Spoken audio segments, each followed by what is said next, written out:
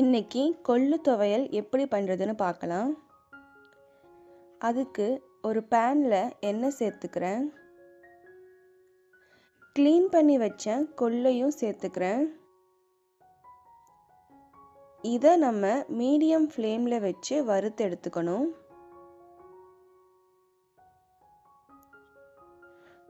கொள்ளு வறுக்கும் போதே கொள்ளு வெடிக்கும், நல்ல வாசனையாகவும் இருக்கும். ஒரு நல்ல ரெட்டிஷ் ப்ரௌன் கலர் வர வரைக்கும் வறுத்துக்கோங்க.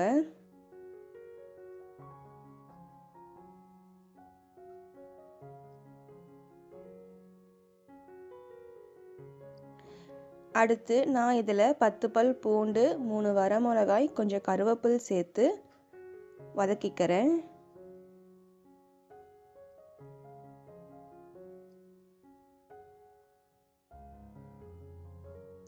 பூண்டும் மிளகாவும் லைட்டாக வறுபட்டதும் நான் இதில் தேங்காய் சேர்த்துக்கிறேன்.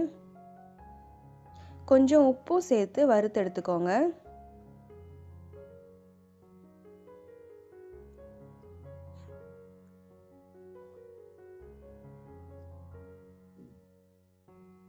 இது நல்லா வறுபட்டதும் மிக்சியில் கொஞ்சமாக தண்ணி சேர்த்து அரைச்சி எடுத்துக்கலாம்.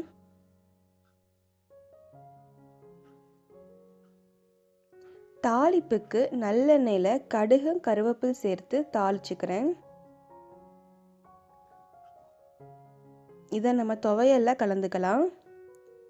நம்மளோட கொள்ளு துவையல் ரெடி ஆயிடுச்சு. நீங்களும் வீட்டில் செஞ்சு பாருங்கள். எப்படி இருக்குன்னு சொல்லி கமெண்ட் பண்ணுங்கள்.